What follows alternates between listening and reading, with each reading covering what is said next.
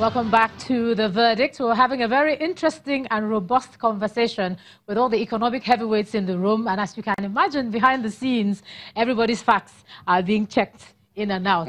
So before we expand further, let me go back to you, Mr. Jujola, so you can just land. You were giving us a bit of analysis, so make your point.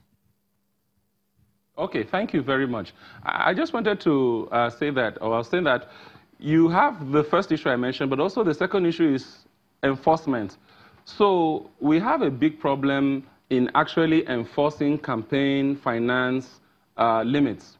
And I am quite disappointed because over all these years, I feel there has not been any serious, aggressive agenda to address the issue of flouting campaign finance limits.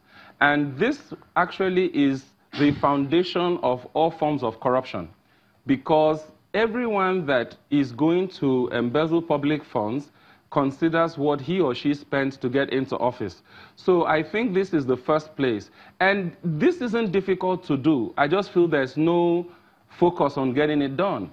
For example, in a recent election, I won't mention the name of election, but there was information that a particular candidate had a withdrawal of 13 billion naira 72 hours to the election.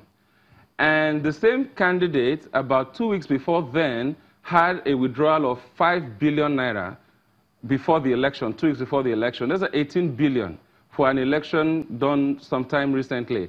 Now, I mean, the CBN knows this transaction, for example. And because of the size. The EFCC, the Financial Intelligence Unit, they can, I mean, but nothing is done. So my thinking is that there needs to be enforcement. I think this is where the problem actually lies. And if we don't enforce it, if we complain about it, then I think nothing is going to be done to improve the situation. Okay, Mr. Jujola, let me come back to you, Mr. Rewane, because, you know, on the other side of the break, you were looking at some of the figures and saying, okay, not as bad as they should be. So expand the conversation on capital importation, because there's something key about that. There are different types of investments. The capital importation report that came out a few hours ago shows that when you look at foreign portfolio investment, which is what we call hot money, every index or each of the indices were negative, right? So we had a net outflow of money. If you look at 2018 in particular, portfolio investment, year on year, there was a decline of 59% compared to 2017. For equities, there was a decline of 77% compared to 2017. For bonds, there was a decline of 37%, and for money market instruments, there was a decline of 54%. That happens before election. So it is not accurate to say that foreign investors were bringing money in before the election. Money had gone, right? And what happened was that we started increasing interest rates to attract some of that money back. So, but that is typical. On January 18th, 2015, there was a big lump sum that went out. It wasn't just this election. People moved money out, right? And that happened. But what happened in 2015 was that the election was postponed from Valentine's Day. It was supposed to be on Valentine's Day, February 14th. It was moved to March 28th, I think, the presidential election. And so this year, there's no postponement. It's dead on target. Ahead on schedule. However, it is not accurate to say that foreign investors were actually bringing money in.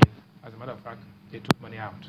Let's ask if we have our correspondent in Bauchi, Hajara Aliyu, on the phone. Do we have her on the phone? Oh, I think we have on. Do you have a report first? Do you have a report? We'll be looking at the pulse of We'll what's have a going report on the pulse from Bauchi, from Hajara. If we have that report, can we play that now? In Bauchi State, northeast Nigeria, the election is around the corner. In a short while, you'll be hearing from the academic community, mechanics, and even market women in the northeastern states what they think about this election. Join me as we feel their pulse.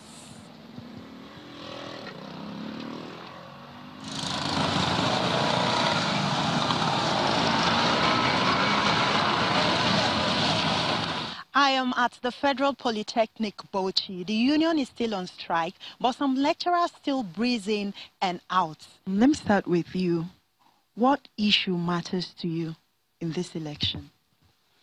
I think the issue that concerns me much about this election is the conduct of the election. Maybe to be free and fair, with absolute sense of commitment from the side of INEC. Now, what analysts will actually want to see is the fact that at the end of this election, how will the voting pattern be? Is it going to be torn along party lines, along maybe tribal lines, along religious lines, along north-south divide? This is what we are looking out for. Election period is a period where Nigerians have the opportunity to remove a leader that they perceive has not worked or lived up to expectations and replace with somebody who they feel is better. It's more like having hope. Do you have any worries? Yeah, I do. I'm worried about the process. Money, politics, or money in politics. This is another serious challenge in the history and in the electoral process of Nigeria. Electoral offenders. We have never had a situation whereby we say, okay, this is somebody that is being punished, that is sentenced to prison for electoral malpractices. There's so much impunity in this country when it comes to campaign financing. We get money from anybody and anywhere, and there's no accountability for it. Well, you have just felt the pulse of these academicians. We'll move to our next location and feel the pulse of other Nigerians. I am here in one of the mechanics' garage in Bauchi State. Let's start with Mr. Oladipo. Are you excited about the coming election? Why not? I'm excited. I'm in Nigeria.